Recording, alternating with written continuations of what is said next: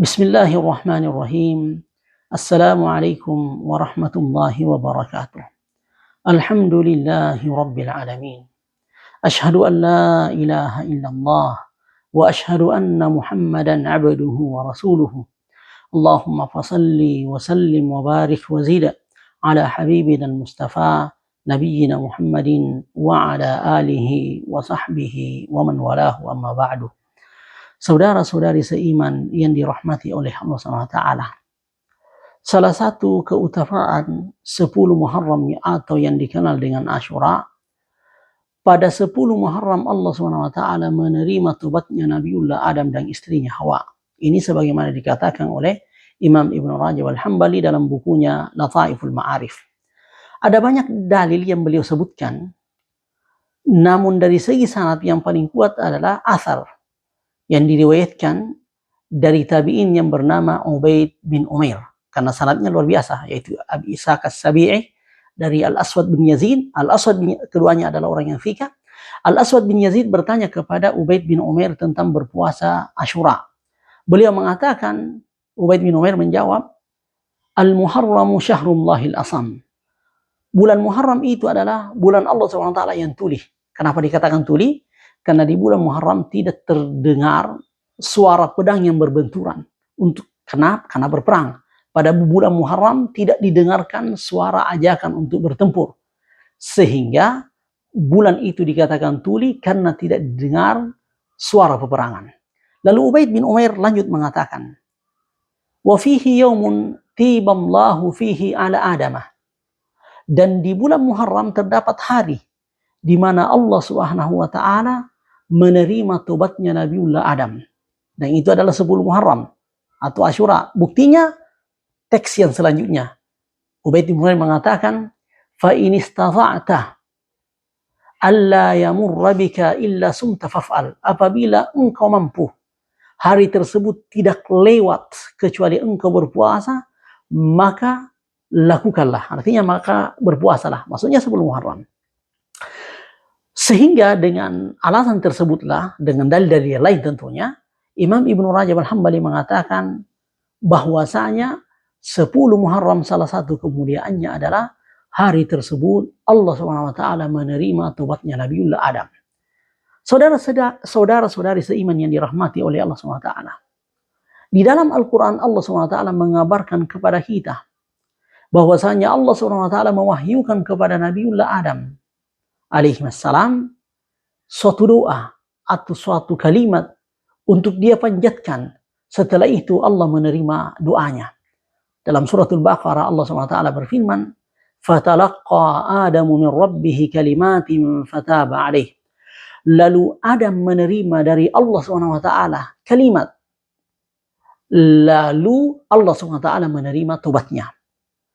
Ulama tafsir mengkaji apa kalimat yang diajarkan oleh Allah SWT kepada Nabiullah Adam untuk diucapkan supaya diterima tobatnya. Penafsiran yang terbaik insyaAllah, penafsiran yang terdahulu, yaitu penafsiran Qatadah dari golongan tabi'in, diriwayatkan oleh Imam Abdul Razak, dan ini juga disebutkan oleh Imam Jarir At-Tabari dalam tafsirnya. Qatadah mengatakan kalimat yang diajarkan oleh Allah SWT kepada Adam untuk diterima tobatnya adalah yang ada dalam suratul A'raf. Allah SWT berfirman, qala, artinya keduanya berkata, Adam dan Hawa berkata, Rabbana zalamna anfusana wa illam taghfir lana wa tarhamna lanakunanna minal khasirin. Ya Allah SWT, Tuhan kami, sesungguhnya kami telah menzalimi diri kami dengan memakan dari pohon yang dilarang untuk didekati, apalagi dimakan.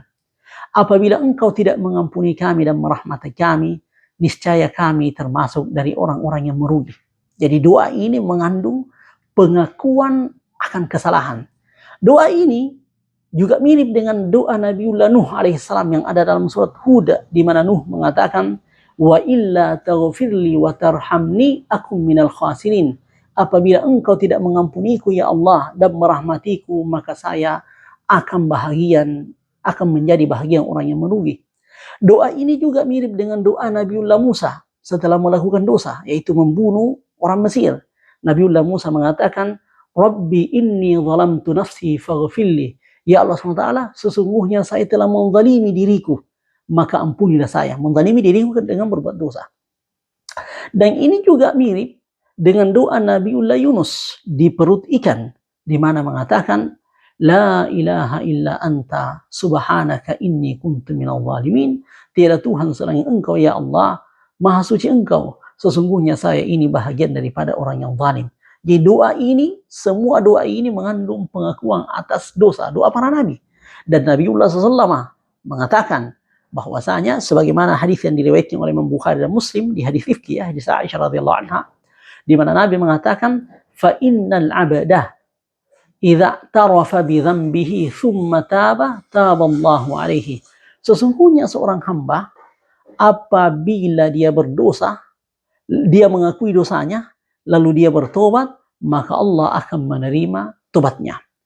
Insyaallah ta'ala doa para nabi tersebut akan disebutkan di deskripsi di video ini.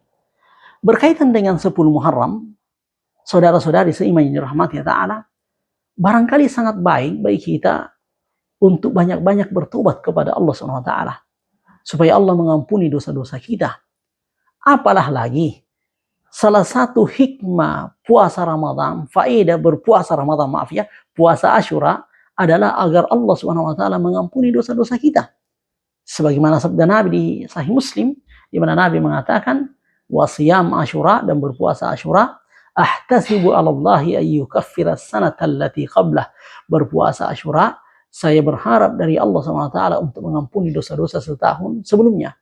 Oleh karena itu, agar supaya Allah SWT menerima, kita mendapatkan keutamaannya selain kita berpuasa, barangkali baguslah bagi kita untuk banyak-banyak bertobat, banyak-banyak mengucapkan doa yang diucapkan oleh Nabiullah Adam dan nabi-nabi yang lainnya.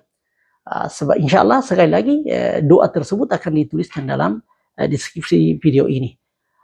Sekian yang bisa saya utarakan. Semoga ada manfaatnya dan diharapkan agar supaya saudara-saudari sekalian, saudara-saudari sekalian men-share video ini agar supaya bisa bermanfaat kepada banyak orang. Makasih. Assalamualaikum warahmatullahi wabarakatuh.